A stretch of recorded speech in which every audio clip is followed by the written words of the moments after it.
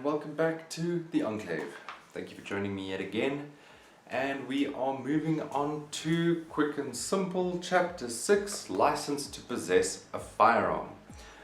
If you guys haven't watched chapter 1 through 5, the videos will be in the playlist. As I've said in my previous videos, please excuse me looking off to the side. I am checking my camera system to watch for a courier. So that is that. Like I said, just please bear with me. So, chapter 6, license to possess a firearm. We went through the last video, we went through the competency. That is going to be your first step. Your second step is going to be your actual license. Between receiving your competency and applying for your license, like I said previously, you are going to need to go out and purchase a firearm in accordance with the section of license you are applying for. This here is a license to possess a firearm for self-defense. So that is going to be under section 13 of your licensing. That license is going to be valid for a period of 5 years. And in fact, 4 years and 9 months, because you need to apply for your renewal 3 months before the expiration of your license. That being said, one quick check to the side, everything's looking good, and we're going to go for it. So, firearm in respect of which a license may be issued in terms of this section is any shotgun, which is not semi or fully automatic, so they are talking about pump action shotguns only, or a handgun, which is not fully automatic, so revolver style, semi-automatic, or auto-loading semi-automatic like your Glocks, CZs, Canics, etc.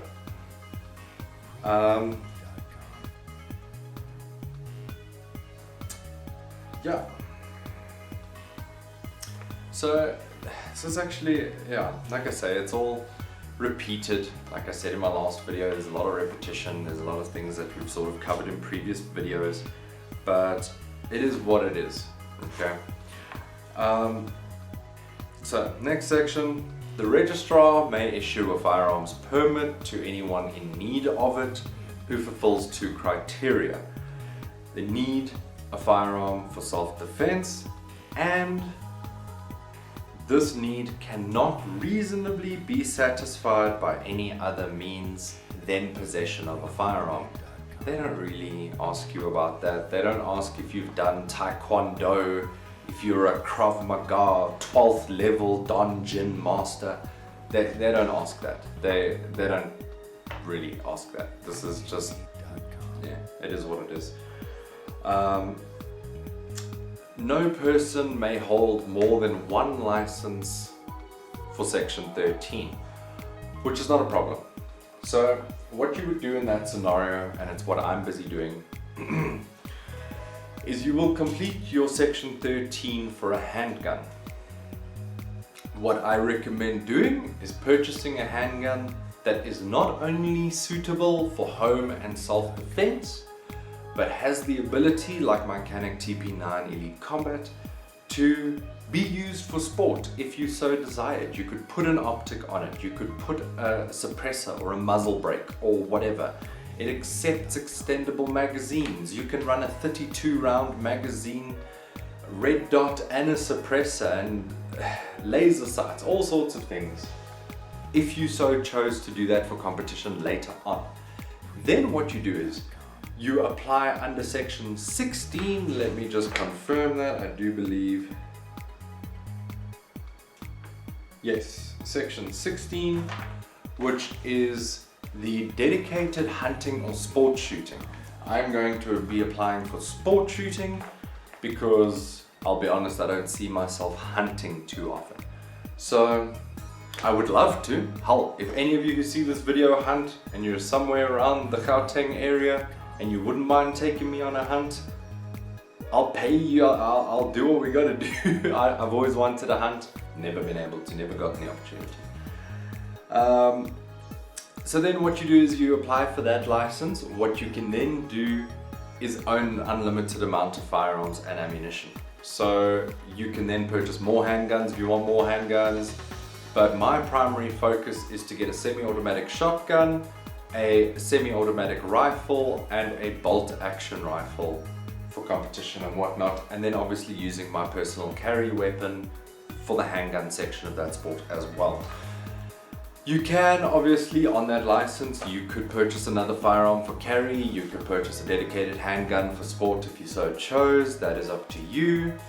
Once you have obtained the section 16, which has a period of 10 years, 9 years and 9 months, you can basically own as many firearms as you want under that license.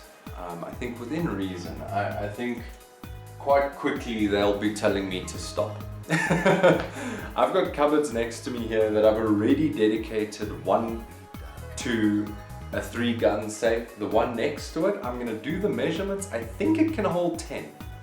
A 10-gun safe. So, yeah. Once the cat's out the bag, it's having a party, I'm just saying. Anyways, it also covers in this section that you may allow other people to use your firearm in a safe place, like a shooting range, outdoor shooting range, etc., under your direct supervision and under your responsibility. If that person were to do anything with your firearm, it will come back to you. It's not going to be on them. Don't get me wrong, if they were to kill someone, I could imagine they would be getting in trouble for that, but you would be too. So make sure that whoever you hand your firearm to, you trust and you are in a safe environment like a shooting range. Renewal of firearm license. This is what I said about the 90 days. So accompanied with such information, blah blah blah blah. So it's basically just going to be a little bit of information like what you used for your initial thing, just your place of residence. Basically just going to be confirming information. So confirming that you are who you are, you live where you live, you work where you work, you married to who you married to, etc. Just a little bit of confirmation of information. It's not going to be a huge big deal to renew your license. So yeah, that is pretty much that as far as the renewal section goes. Yeah, your license won't be renewed if you don't continue to apply by this manual. So obviously if you are arrested during that period of time, you know, all the stuff I said you weren't allowed to do in the first place, if you do that stuff while you have a firearm, they will not renew your firearm. And in fact, they'll probably confiscate your firearm there and then. They're not going to wait for you to renew your license to destroy it. But anyway, notification of change of address. Notification of change of circumstances. So things like if you have moved, if you've gotten divorced, they do care about things like that. If you have been fired from your job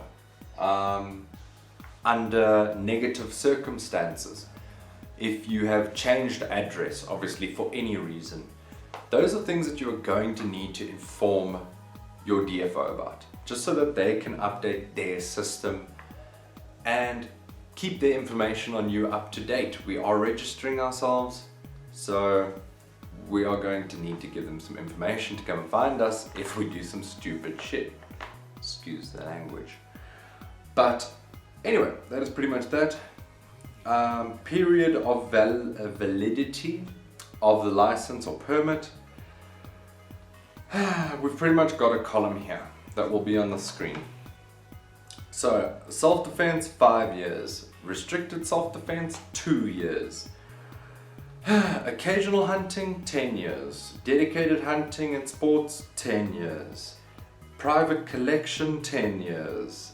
Permit to possess ammunition in a private collection, 10 years. License to possess firearm and permit to possess ammunition in public collection, 10 years. Firearm for business purposes for hunting, and firearm for business purposes other than hunting, those two are going to have a 5-year duration, obviously minus the 90-day renewal period. Final section 29, we are looking at defaced, lost or stolen licenses, permits and authorizations. So basically, if your firearm license or your competency certificate or whatnot, any of these legal certificates are stolen or are defaced or are altered in any way, you have committed a crime. Obviously, if it's stolen, you haven't committed a crime. If you report it within a period of time, I think it's immediately. Oh, sorry, I'm looking at the wrong section here. Within 7 days of defacement. So yeah, it is 7 days. If it's lost or stolen, you need to report the loss or theft within 24 hours. I'll be honest, if you were robbed, I would report that immediately, because why would you want to give the criminals a 24-hour head start? It's not as if they need any more of a head start in this country, but yeah, you definitely wouldn't want to be giving them a 24-hour head start. Report your licenses stolen immediately. Like, I really wouldn't recommend waiting 24 hours to report a theft, period. So that is pretty much that. And yeah, that is the end of chapter 6, license to possess a firearm. Whew, I'm not gonna lie, I am bored with this book, guys. I have started it, so I'm gonna finish it, but I really do want to sit down right now and just be done with it, because yeah, we're about halfway through. Things jump quite a lot, so we went from chapter 6, we're now on chapter 9, so we did jump 3 chapters because those are relating to other industries. Or the law is just not there, I don't know. I'm not actually too sure how laws are written. But yeah, that is pretty much that for chapter 6. Hope everyone enjoyed. As always, like, comment, share, subscribe.